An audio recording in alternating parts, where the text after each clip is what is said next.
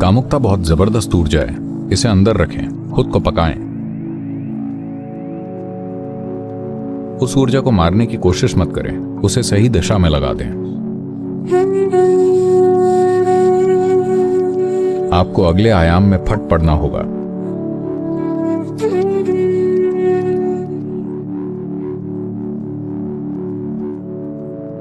ये एक बड़ा अंतर है जो आप पूर्व और पश्चिम के बीच जीवन की समझ के बारे में देखते हैं। पश्चिम में हमेशा निकाल देने या हल्के हो जाने की बात की जाती है। आपको हर चीज को निकाल देना चाहिए।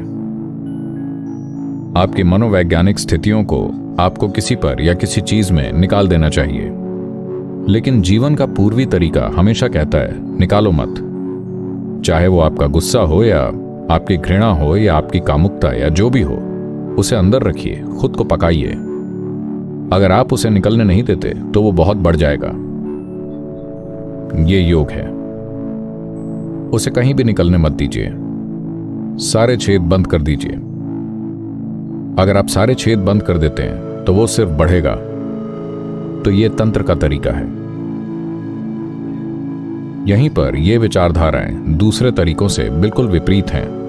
वो ये कह रहे हैं कि आप चाहे जो कर रहे हों, चाहे आप में गुस्सा या कामुकता या घृणा आती है, वो जबरदस्त ऊर्जाएं हैं, है ना?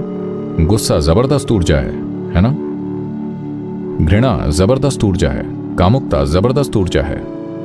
आपको बस इतना सीखना है कि ऊर्जा को मारना नहीं है, ऊर्जा को निकालना नहीं है, ऊर्जा को बस थोड़ा सा रूपांतरित करना है। जो आदमी गुस्सा करने में असमर्थ है, वो निश्चित रूप से प्रेम के लिए भी असमर्थ होगा।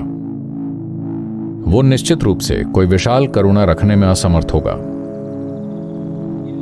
अगर गुस्से, कामुकता या घृणा के रूप में ऊर्जा फट रही है तो उस ऊर्जा को मारने की कोशिश मत कीजिए। आपको बस इतना करना है कि उसे रूपांतरित कर दें, उसे सही दिशा में भेज दें। क्योंकि आप जो हैं वो ऊर्जा है ना? जिसे आप जीवन ऊर्जा कहते हैं वो ऊर्जा ही है। जिसे आप ईश्वर कह रहे हैं वो भी ऊर्जा ही है।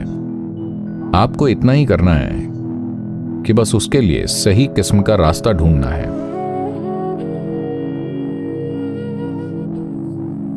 आप पर्याप्त ऊर्जा जमा कर लेते हैं जहां वो इतनी खतरनाक हो सकती है कि वो आपके जीवन के लिए खतरा पैदा कर देती है।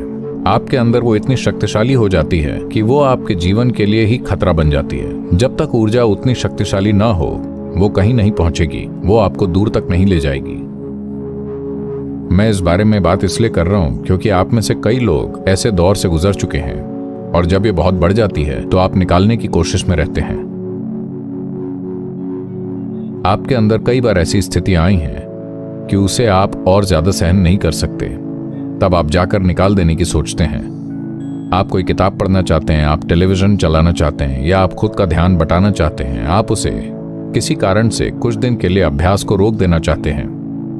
आप ये चीजें इसलिए करते हैं क्योंकि यह हल्का होना है। आपको खुद के लिए एक रिलीज मिल जाता है, इससे अच्छा लगता है। लेकिन अगर आप इस तरह से हल्के होते रहते हैं तो आपके पास अगले आयाम में फट पड़ने की जरूरी ऊर्जा कभी भी नहीं होगी। आप अगले आयाम में नहीं जाने वाले हैं, आपको अगले आयाम में फट पड़ना होगा। तो अगर आप फटना चाहते हैं तो पहली चीज है कि आपको फटने की सीमा तक फूलते जाना है।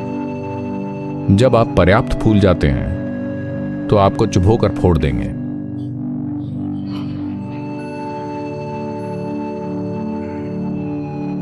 तो जो अभ्यास आप कर रहे हैं, जिन सारे तरीकों को हमने इस्तेमाल किया है, वो मुख्यतया ऊर्जा के स्तर को इस तरह बढ़ाना है कि वो धीरे धीरे अपना रास्ता खोज लेती है। अगर आप उसे अपना रास्ता स्वाभाविक रूप से खोजने देते हैं तो इसमें बहुत समय लग सकता है। और चूंकि आपको पता नहीं होगा कि उसका रिसाव कहां से हो रहा है, आपको कभी मालूम नहीं होगा कि वो कहीं जा रही है या कहीं नहीं जा रही है, तो उसे दिशा दिखाने के लिए हमेशा मार्गदर्शन मौजूद रहता है। तो आपका काम बस अपनी ऊर्जा को बढ़ाना है। वो कहां जाती है उसकी चिंता आप मत करें। एक बार जब आपके जीवन में गुरु मौजूद होते हैं तो वो ये ख्याल रखेंगे कि उसे कहां जाना चाहिए, लेकिन आपका काम उसे ऊंचा उठाना है। अगर आप पर्याप्त ऊर्जा नहीं भरते तब इस बारे में कुछ नहीं किया जा सकता।